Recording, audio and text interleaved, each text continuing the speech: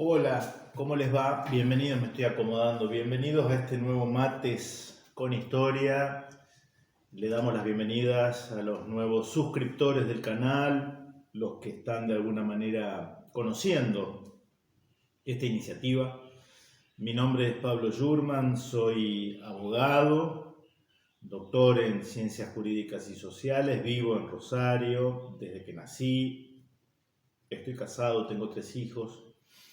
No soy historiador profesional, pero sí un apasionado por la historia y tengo la posibilidad de dar clases de una materia muy vinculada a la historia que se llama Historia Constitucional Argentina en la Facultad de Derecho de la Universidad Nacional de Rosario. También soy docente en la Facultad de Derecho de la UCA, la Universidad Católica Argentina. Ahí doy otra materia que es Ética Social y Profesional. Bueno, bienvenidos, una breve presentación.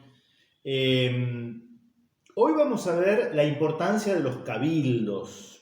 Estamos en la semana de mayo, el 25 de mayo de 1810, la formación de la primera Junta de Gobierno. Lo hemos analizado en distintos aspectos, en otros mates con historia, les sugiero que vayan a ellos.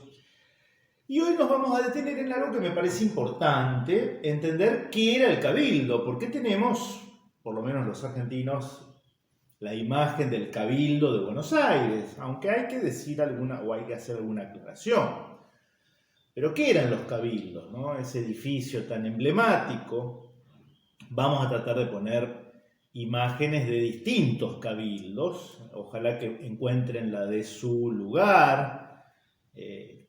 Había cabildos en Montevideo, un saludo para los amigos orientales que siguen Mates con Historia.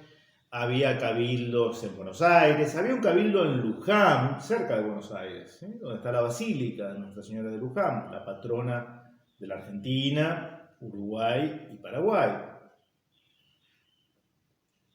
Había cabildos en Asunción, había cabildos en Santa Fe Ciudad, en Corrientes, en Córdoba, en Salta, en fin, en La Rioja, en Mendoza, en todas las ciudades importantes, no en Rosario, ¿no? En Rosario, donde vivo yo, no, porque en ese momento era un modestísimo caserío, ¿sí?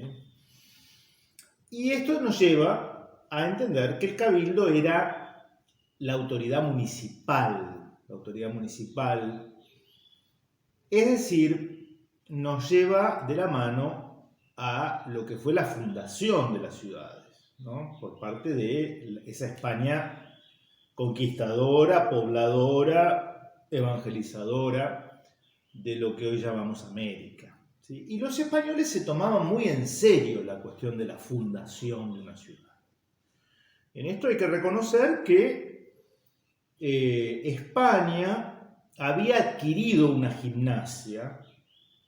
Esto es muy importante porque nos ayuda a entender algunas cuestiones que después parecen como caídas del cielo y no se entienden. Por ejemplo, el federalismo, ¿no? Este localismo acérrimo, estos caudillos que se levantan contra el poder de los directores, de los unitarios en general del puerto de Buenos Aires, es como que no se entiende. ¿Por qué defendían con tanto ahínco los derechos de sus pueblos? Bueno, esto hay que remontarse siglos atrás y España, como decía, había adquirido una gimnasia en su propia guerra de reconquista de la península ibérica a manos de los de los moros, ¿no?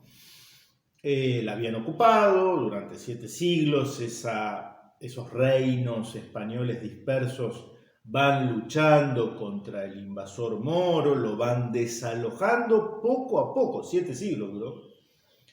Poco a poco lo van desalojando del territorio español y la táctica más eficaz para que eso que se reconquistaba de los invasores moros no se abandonara y volviera a manos precisamente de los invasores era la de que una vez logrado la ocupación de un determinado territorio, que en general eran conquistas muy módicas, un valle, una colina, en fin, un cañón, ¿no? Una meseta, pero estamos hablando de una conquista territorialmente exigua, pero de un gran valor simbólico. Lo que hacían los españoles era fundar una ciudad para garantizar el poblamiento y que allí es decir, que esa ciudad fuera una suerte de avanzada no ya militar solamente, sino civil, podríamos decir, ¿no? Entonces habían adquirido esta costumbre de que la fundación de una ciudad debía revestir ciertas formalidades, una gran solemnidad, ¿no?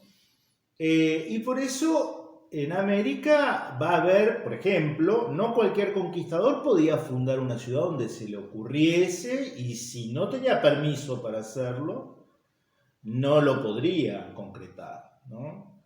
Esto nos sirve, por ejemplo, el ejemplo de Buenos Aires para distinguir un poblamiento que no es fundación de una fundación. Por ejemplo, el primer asentamiento español en lo que hoy llamamos la ciudad de Buenos Aires va a ser en 1536 y va a estar protagonizado por Pedro de Mendoza, ¿sí? Que estableció allí un fuerte, ¿no? Un fuerte con una empalizada de madera, en fin. Pero Pedro de Mendoza no fundó nada porque no tenía intención y porque no tenía facultades para hacerlo, ¿sí? Entonces, lo de 1536, que después va a quedar despoblado, pero que estuvo poblado un tiempo, no fue ninguna primer fundación. Cuando se dice la segunda fundación de Buenos Aires, en realidad se comete un error, porque en realidad hubo una sola fundación de Buenos Aires, que es la que va a ser Juan de Garay en junio de 1580. Juan de Garay sí va a fundar una ciudad. ¿Por qué? Porque tiene toda la intención de hacerlo, porque está facultado para hacerlo y porque ha hecho algo que era elemental hacer. Y en el caso de nuestro litoral, nuestra Mesopotamia, hasta llegar a Buenos Aires, es el ejemplo perfecto. La primera ciudad en fundarse es Asunción del Paraguay, años antes de 1580. En Asunción del Paraguay se va a pregonar, se pregona, se hace un pregón, un anuncio, una convocatoria, invitando a algunos vecinos de Asunción a ir a poblar otras ciudades, ¿sí? Y de allí, por ejemplo, la fundación de Santa Fe, el 15 de noviembre de 1573. Y luego, en 1580, 7 años después, el mismo sujeto, Juan de Garay, cambiando a quienes lo acompañaban, la fundación de la ciudad de la Santísima Trinidad y Puerto de Santa María de los Buenos Aires, ¿eh? Nombre completo. Entonces, no hay ninguna segunda fundación de Buenos Aires, hay una única fundación, la de 1580. La anterior era simplemente un poblamiento circunstancial, provisional, hecho por Pedro de Mendoza en el curso de su misión o de su aventura al Río de la Plata, ¿no? Entonces, para los españoles era una cuestión muy importante. Y acá se va a dar algo también interesante.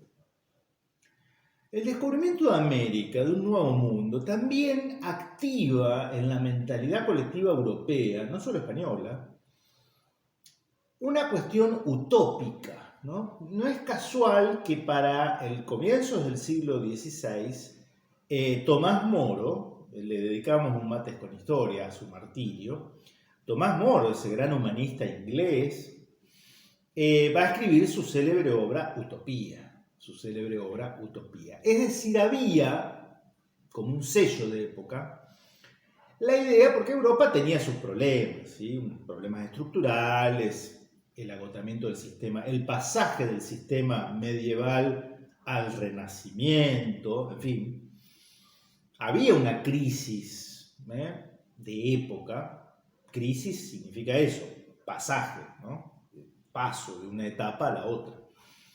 Y aparecen las visiones utopistas, ¿no? En el sentido de se llegará en algún momento en una tierra, una suerte de nueva tierra prometida, a fundar la sociedad humana utópica, perfecta, cuasi perfecta, ideal, en la que los seres humanos convivan, etcétera, etcétera, ¿no? Entonces, España trae un poco eso y ve en América la oportunidad de hacer las cosas o ciertas cosas mejor que como se habían hecho hasta entonces en Europa, en el viejo continente. Por ejemplo, esto que hoy con ojos de turistas hacemos a la ligera el comentario, no, uno va a Europa y las callecitas, las callejuelas de lugares que quedaron parados en el medioevo, ¿no? San Gimignano, en estos pueblitos italianos, vienen a mi mente ellos, ¿no? Calles irregulares, apenas una plaza central, pero muy modesta, muy chiquita, ¿no? Las proporciones. Esto que hoy turísticamente se valora tanto, en realidad, y como contracara, nuestras ciudades sudamericanas, y hablo, por ejemplo, de las capitales de provincia en mi país, Argentina, ¿no? Con el clásico damero, las calles cuadriculadas, una plaza central donde está la catedral, la casa de gobierno, en fin, algún otro edificio público, y las calles que salen en un perfecto tablero de ajedrez o damero, ¿no? O damero. Y esto tiene una razón, no es que planificaron que las ciudades hispánicas en América fueran aburridas, no era ese el sentido. El sentido era que fueran ordenadas, que se dejara atrás lo por entonces desordenado, hacinamiento incluido de las típicas ciudades medievales europeas. Hoy lo valoramos con fines turísticos, qué lindo, qué folclórico, el cafecito en alguna ciudad italiana o el vino en alguna ciudad francesa.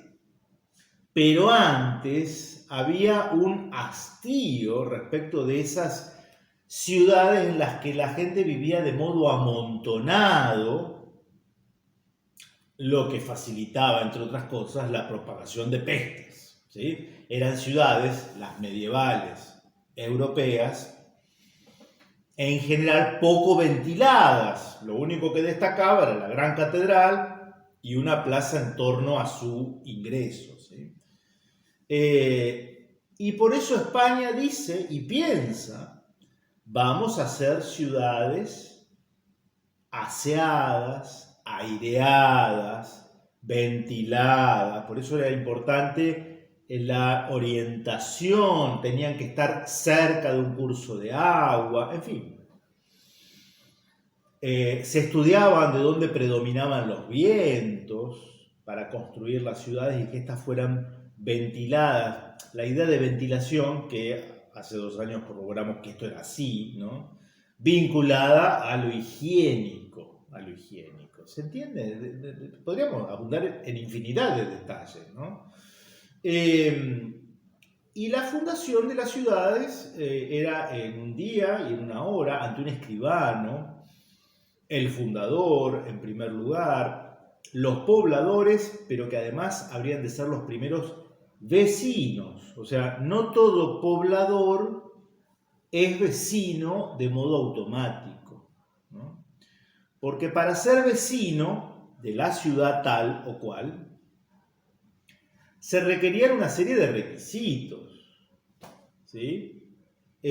Por ejemplo, había que ser propietario de un solar, de un terreno urbano en la ciudad, ¿no? En algunos lugares y en algunas épocas se exigía, por ejemplo, para ser vecino, estar casado y tener familia en el lugar, ¿no? Además de otros requisitos que podían variar dependiendo de la época y el lugar. ¿Qué significan estos requisitos? Yo siempre esto lo asuso un poco a mis alumnos y siempre saltan por el mismo lado. porque eran elitistas, porque querían el gobierno de pocos. Desastre. No, elitista, eran... ¿Se imaginan lo que eran los primeros pobladores que salieron de Asunción del Paraguay junto con Juan de Garay y en 1573 fundan Santa Fe? Elitismo ahí entre esos 50 muchachos. No era elitismo, era la idea de que quienes habrían de integrar el cabildo, es decir, el gobierno de la ciudad, no podían ser personas que estaban allí de paso, que estaban allí. Porque ante la primera dificultad que aparecería, que iban a aparecer, sequías, plagas, ataques de los indios, invasiones extranjeras, etc., se las tomaban, que es lo más lógico, ¿no? Si yo no tengo ninguna atadura a este lugar, no están mis hijos acá, no está mi mujer, no tengo propiedades, vienen los malones, vienen los ingleses, vienen los portugueses, me escapo, me voy, ¿a dónde? ¿Qué voy a hacer? Entonces ellos no querían esa actitud, fomentaban todo lo contrario, que hubiera elementos de arraigo profundos, ¿no? La familia y la propiedad, y sí, no es tan fácil irse. Tengo que integrar la milicia y defender, hasta con mi vida, a mi familia, a mis propiedades, etc., ¿no? Entonces ese era el criterio, no por un elitismo, sino para garantizar que sean esos vecinos y no cualquiera que está accidentalmente dando vueltas por la ciudad los que gobiernen las ciudades a través del cabildo. ¿Se entiende? Esto es importante verlo así, ¿no?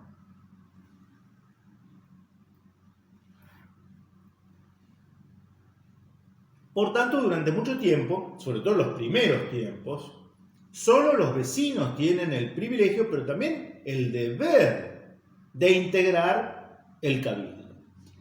Y el cabildo es muy importante porque el cabildo, por eso en ese reparto de terrenos urbanos que se hacía al fundar la ciudad, se hacía ante escribanos públicos, se labraba un acta, que todos los que son catamarqueños, riojanos, sanjuaninos, correntinos, cordobeses, salteños, deben conocer, o por lo menos la transcripción del acta de la fundación de la ciudad.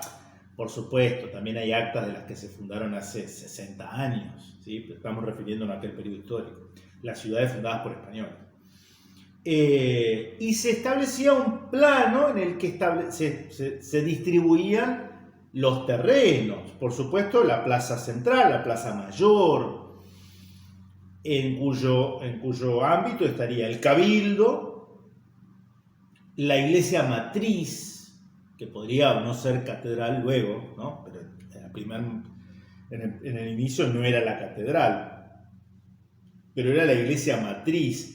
Generalmente en los terrenos aledaños se iban a instalar las primeras órdenes en llegar, los jesuitas, los mercedarios, los dominicos, los franciscanos, los agustinos, en fin, ¿no? Por eso generalmente están esas iglesias históricas en el casco antiguo de la ciudad, ¿no? En Tucumán, allí está la iglesia de San Francisco, en diagonal a la Plaza Mayor, en fin.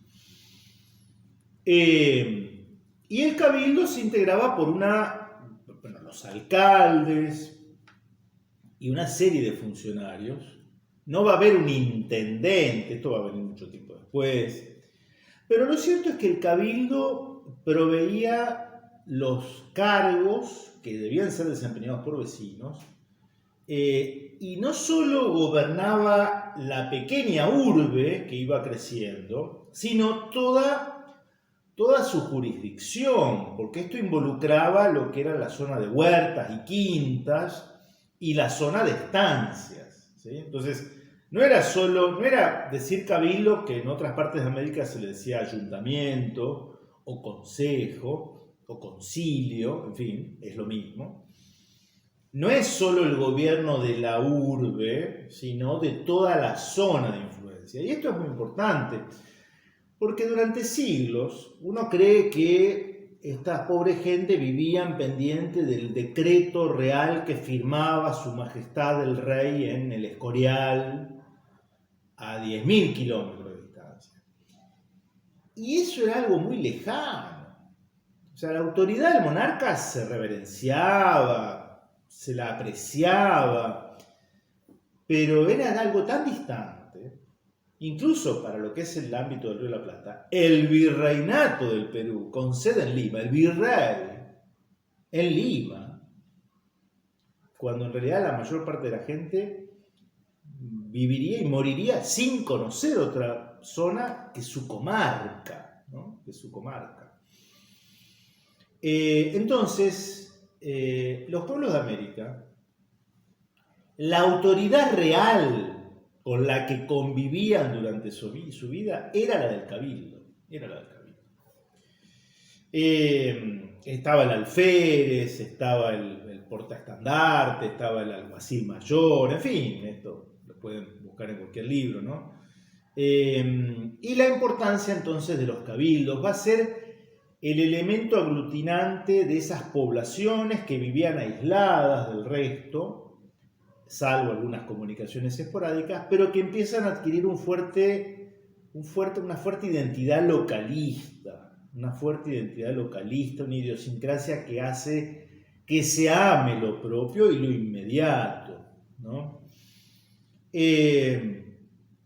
Y en la semana de mayo ahí se genera una confusión, esto sí hagamos una aclaración. Cesada la autoridad del virrey don Baltasar Hidalgo de Cisneros, es el Cabildo de Buenos Aires, por ser Buenos Aires la capital del virreinato, pero es el Cabildo de Buenos Aires el que toma la iniciativa de formar la primera junta. Pero técnicamente hablando, el Cabildo de Buenos Aires, que era el órgano municipal de Buenos Aires, no era más que el Cabildo de Corrientes, de Córdoba, de Santa Fe o de Luján. No era más. Tenía la ventaja de que estaba en el Cabildo de la ciudad capital del virreinato, pero no tenía más jurisdicción, más competencia que cualquier otro cabildo. No lo entendían algunos del cabildo, y no lo van a entender durante varios años. De ahí los enfrentamientos, ¿no?